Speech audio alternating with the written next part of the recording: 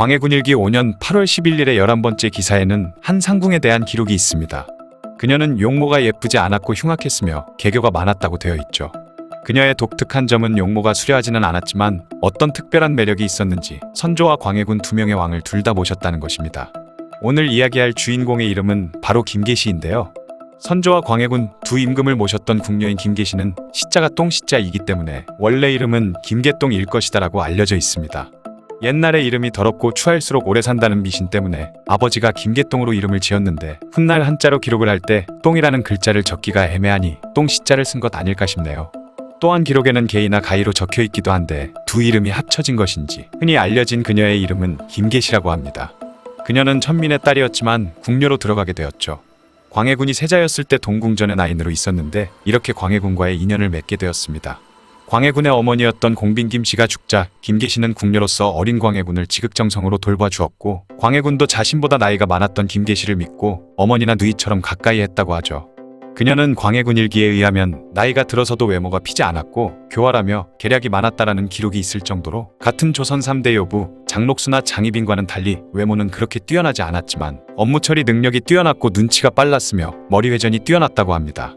그러다 임진왜란이 일어나고 선조가 몽진을 떠나게 됐을 때 선조의 눈에 띄게 되었고 그때 승은을 입어 특별상궁이 되었죠. 그녀는 영석한 머리로 그다지 좋지 않았던 선조와 광해군 사이의 관계를 중간에서 중재를 잘했다고 하는데요. 선조가 세자를 영창대군으로 바꾸려고 할 때도 광해군을 도왔다는 기록도 있을 정도입니다. 이후 선조가 죽고 난 뒤 광해군이 왕으로 즉위하자 김계시는 광해군의 총애를 받게 되었죠. 야사에 따르면 밤에 광해군이 김계시를 자신의 침소로 들이려 했지만 나이든 궁녀가 김상궁은 선조대왕의 은혜를 입은 몸이다라고 말했고 광해군은 스스로 부끄러워했다고도 합니다.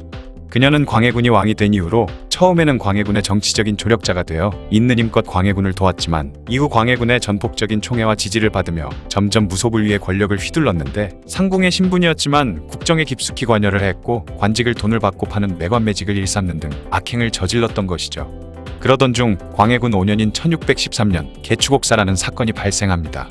옥사 1년 전인 1612년에 박응서, 서양갑, 심우영 등이 조령에서 은상인을 죽이고 그의 은 수백 냥을 훔쳐간 사건이 발생했는데 그 범인들은 강변치로라고 불리던 서얼들로 적자, 서자 차별을 폐지해달라는 상소를 올렸지만 거부당하자 각지를 돌아다니면서 도적질을 하며 악행을 일삼는 악당이 되었던 것이죠. 그러다 결국엔 모두 체포가 되었고 모진 고문 끝에 그들은 김제남과 내통하여 영창대군을 왕으로 옹립하려는 영모를 일으키려고 했다라는 허위 자백을 했습니다. 그래서 유경영, 김제남 등 많은 사람들이 죽임을 당했고 영의정 이덕형, 좌의정 이양복이 관직에서 내려와 교체되었으며 인목대비가 서궁에 유폐되었고 영창대군도 폐서인되어 강화도에 유배를 갔습니다. 이때 김계시는 당시 권력을 장악하고 있던 예조판서 이청과 함께 이 일에 깊이 개입해 자신이 권세를 누리는 데 있어서 걸림돌이 되는 반대파를 쳐내버렸던 것이죠. 한편 강화도로 유배를 떠난 영창대군은 결국 너무 비참하게 죽고 말았는데요. 영창대군이 유배를 간 뒤 밥을 잘 주지 않았다고 하며 가끔 주는 밥에는 모래와 흙을 섞어주어서 삼키지를 못하게 했다고 합니다. 그렇게 쫄쫄 굶다가 기력이 다한 영창대군을 방에 넣고 밖에서 문을 잠근 후 온돌에 계속해서 불을 뗐는데 방이 너무 뜨거워지자 영창대군은 문을 열어달라며 하루 종일 문을 붙잡고 서 있다가 힘이 다해서 쓰러졌고 그대로 뜨거운 방에서 증살당해 죽게 되었던 것이죠. 심지어 방이 얼마나 뜨거웠는지 영창대군 시신 옆구리에 뼈가 다 탈 정도였다고 합니다. 그렇게 반대파까지 모조리 숙청한 김계시는 마음만 먹으면 광해군의 후궁이 될 수도 있었지만 후궁이 되면 마음대로 궁을 나갔다 들어갔다 할 수가 없었기 때문에 특별상궁으로 남아 권력만을 쫓았고 상궁의 지위에서 후궁들보다 더한 권력을 휘둘렀죠. 이후 광해군은 창덕궁, 창경궁, 경희궁을 중건하거나 재건하는 공사를 시작했는데요. 대규모 토목공사의 영향으로 백성들의 원성이 자자했으며 은혜의 나라인 명나라에 대한 배신과 어머니와 동생을 해한 것을 명분으로 조정대신들에게서 수상한 움직임이 포착됩니다. 바로 반정의 조짐이 보인 것이었죠.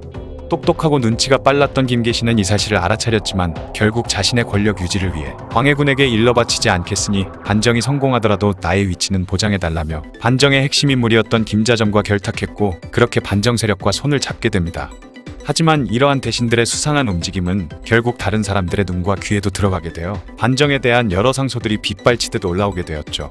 그러나 김계시는 이렇게 급박하고 중대한 내용의 상소들을 광해군에게는 별거 아닌 상소이니 신경 쓰지 않아도 된다며 광해군이 반정의 조짐을 알지 못하게 했던 것입니다. 그렇게 완전 김계시를 믿고 있었던 광해군은 그 상소들을 읽어보지도 않은 채 모조리 다 무시하고 말았죠. 결국 1623년 일어난 인조반정의 성공으로 인해 광해군은 강제로 왕위에서 쫓겨나 유배를 가게 되었고, 김자정과의 약속을 했던 김계시는 자신의 위치 보장은커녕 요사스러운 여자로 몰려 반군 세력에 의해 참수되어 죽게 되었습니다. 김계시는 끝없는 권력욕으로 인해 자신을 믿고 총애했던 광해군마저 배신했던 것이죠. 게다가 자신마저 김자점에게 배신당해 결국 비참한 최후를 맞았습니다. 그녀는 광해군이 왕위에 오르는데 많은 도움을 주기도 했지만 광해군이 죽음에 이르는 데까지도 많은 역할을 했던 것이죠. 만약 김계시가 반정에 대한 것을 광해군에게 알렸으면 무슨 일이 벌어졌을지 궁금하긴 하네요.